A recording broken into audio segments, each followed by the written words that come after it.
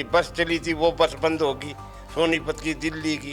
गरीब आदमियों को जो नाज भी, तेल भी और चावल भी, दाल भी, ये सब, चीनी भी, ये सब चीज़ बांटती हैं हम लोग। खून चेक कर लेते हैं, ब्लड प्रेशर चेक कर लेते हैं, बस दवाई पूछे तो दवाई है ही नहीं। हमारा गांव गोद लिया था, गोद लेके वो भूल के बेचारे।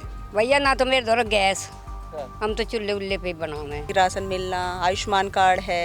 बन गया आयुष्मान कार्ड? हाँ जी। आज हम जिस गांव में मौजूद हैं, ये सांसद का गोद लिया गांव है। इतना ही नहीं, इस गांव का अपना एक इतिहास भी है।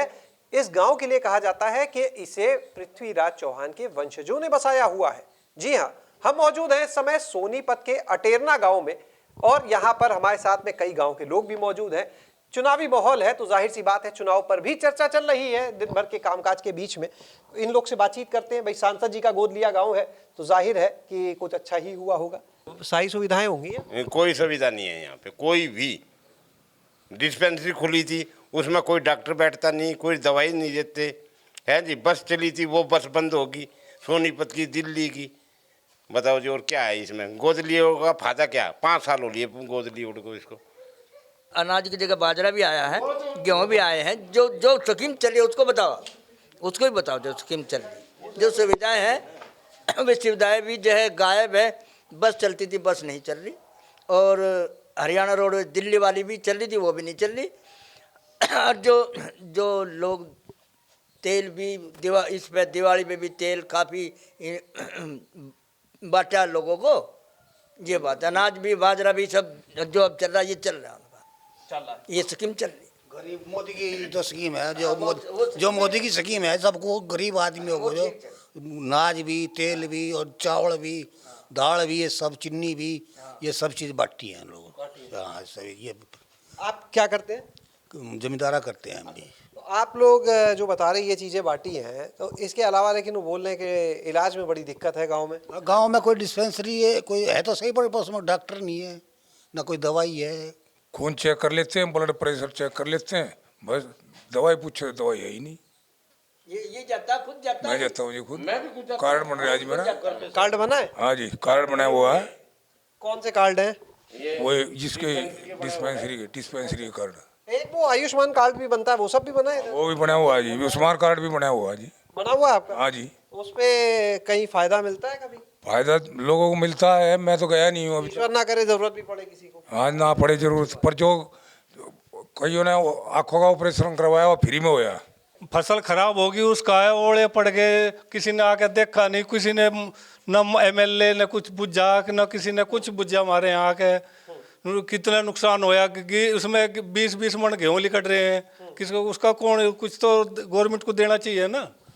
ये सारे ना कोई किसी अधिकारी ने वो आके देखा, ना पटवारी ने देखा, ना कोई किसी उसने देखा। यहाँ के किसान मर रहे, जी रहे, के हो रहा है अपनी मन मर्जी से चल रहा सब कुछ। तो मुआवजा नहीं मिला? मुआवजा तो किसी ने देखा ही ना, तो मुआवजे की तो जब दूर की बात, किसी ने आके तो यहाँ चेक ही ना करा है। फसल पे जो ओलावृष्टि हुई थी उसमें काफ़ी नुकसान हो गया, मतलब खेत कती ही खत्म हो गई। उसमें पूरे किले में जैसे कि 75 मन गेहूँ निकलते हैं, हमारे कुल 15-15 मन गेहूँ निकले उसमें। और हम पटवारी के पास भी गए, उनसे कहा भाई हमारे इसका मुआवजा की वो होगी, तो वो कहते हैं नहीं, यहाँ पे ओलावृष्टि हो ही नहीं है, यहाँ तो फसल बहुत अच्छी फसल है, यहाँ ऐसा कुछ नुकसान वाली बात है ही नहीं। ऐसे पिछले साल धानों में भी हुआ था, मोहनलाल जी भी आए थे, मोहनलाल जी ने फोटो तो खिंचवा लिया धान में, उसमें गिरे और उसमें फसल में, लेकिन उसका कोई मुआवजा नहीं आया, कोई कुछ नहीं आया। ये खाली कागजों में वो कार्रवाई करते हैं, हमारे तक कुछ नहीं पहुंचता है। इतने ऐसे कि वो थे रमेश कौशिक जी थे, उन्होंने हमारा गांव गोद लिया था, गोद लेके वो भूल के बेचारे। अटेना भी, मतलब इसमें कोई गांव है सोनीपत में, उन्होंने आके पुचकारा भी नहीं। पहले क्या था, पहले किसी बच्चे को गोद लेने की वो थी भाई, जिसके बच्चे ना होते तो वो बच्चे को, दूसरे बच्चे को गोद ले लिया करते थे। अगर ऐसे वो हो गया तो उसका पालन पोषण नहीं करेंगे तो वो तो मर जाएंगे। ऐसा ही रमेश कौशिक जी ने किया है। हमारा गांव तो, और जो इतनी सुविधा थी वो भी खत्म हो चुकी है यहाँ से। वो ना तो यहाँ पे आते हैं कभी, ना कुछ वो है, खाली बस अब इलेक्शन आ गए ना, अब इलेक्शन तक आएंगे वो। हमारा रोम रोम हर चीज़ मैं मानता हूँ हम मोदी के भगत हैं, हम बीजेपी के भगत हैं। यहाँ से पिछली दफ़ा भी 99% वोट बीजेपी गई थी हमारे गांव से, और आगे आने वाले टाइम पे भी जाएगी। लेकिन सिर्फ मोदी के नाम से जाएगी, बाकी विधायक और ये हमारे यहाँ कुछ कार्रवाई वो करते नहीं है। ये गांव तो भाई पृथ्वीराज चौहान जी के वंशजों का बसाया हुआ गांव है। हाँ जी, हम लोग पृथ्वीराज चौहान के वंशज हैं। आप लोग उन्हीं के वंशज? हाँ जी, उनके वंशज हैं। हम राजस्थान के निकासी है, निमोनी हमारी। और रमेश कौशिक जी हमारे यहाँ आए थे, 5.5 करोड़ की अनाउंसमेंट करके गए थे और 1 पैसा उन्होंने खर्च नहीं किया यहाँ पे आके। विधायक जी बने, विधायक जी एक बार आए थे, उनको हम उनके घर पे भी गए कि हमारे गांव में लड़कियों को कॉलेज जाने बड़ी दिक्कत है।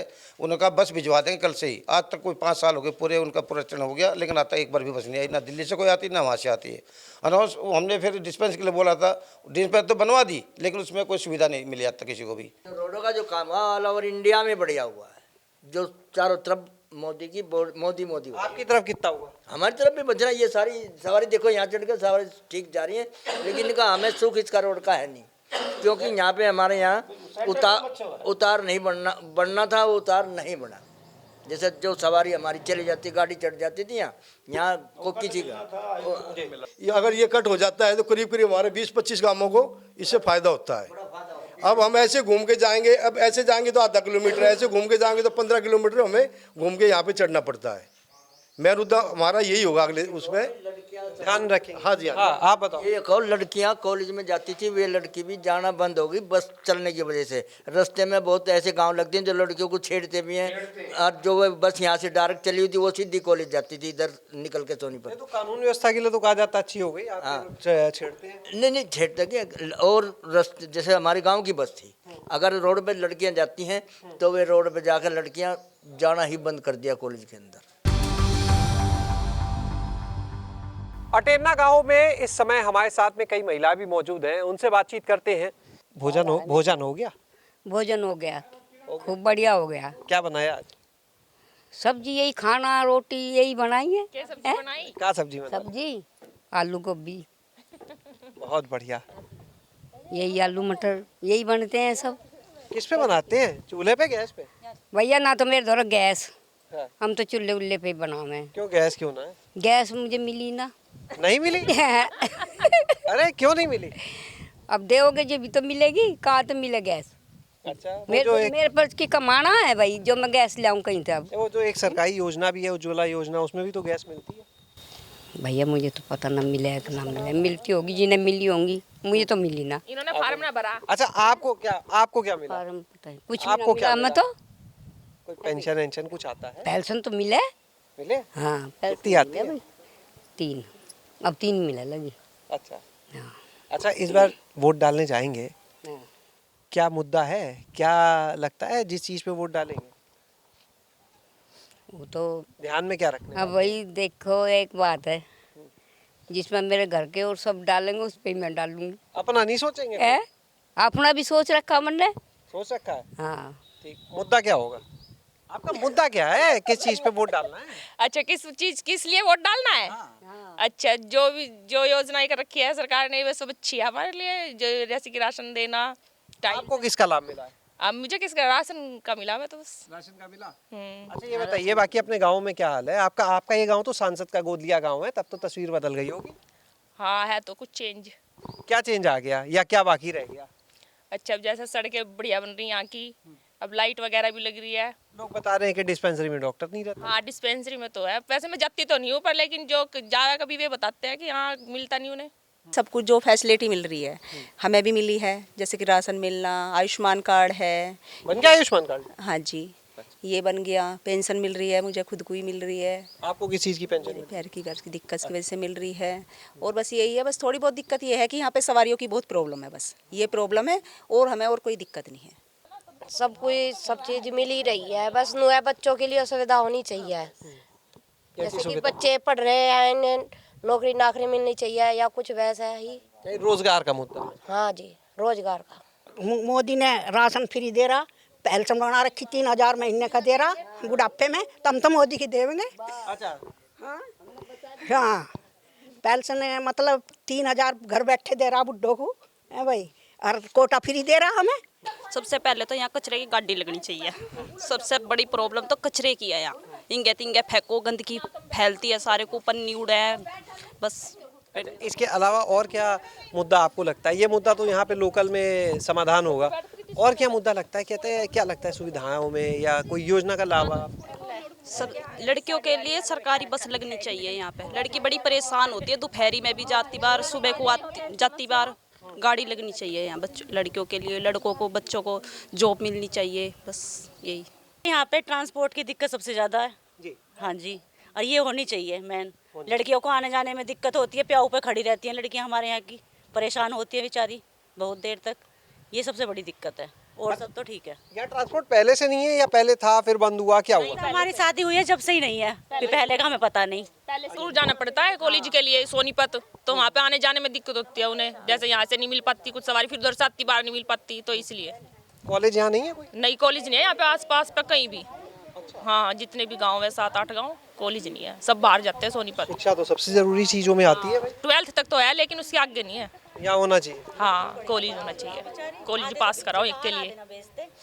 हाँ, मगर आधे लोग बाहर भेज पाते हैं, आधे नहीं भेज पाते, रोक देते हैं पढ़ाई। क्या इसलिए बच्चे पढ़ ही नहीं पाती लड़कियां हमारे यहाँ की। तो जब पढ़ेंगी नहीं तो आगे कैसे पढ़ेंगी? सही बात है, बिल्कुल नहीं पढ़ पाएंगी, बिल्कुल भी नहीं पढ़ सकती आगे, जब पढ़ाई नहीं होगी तो कहाँ पढ़ेंगी।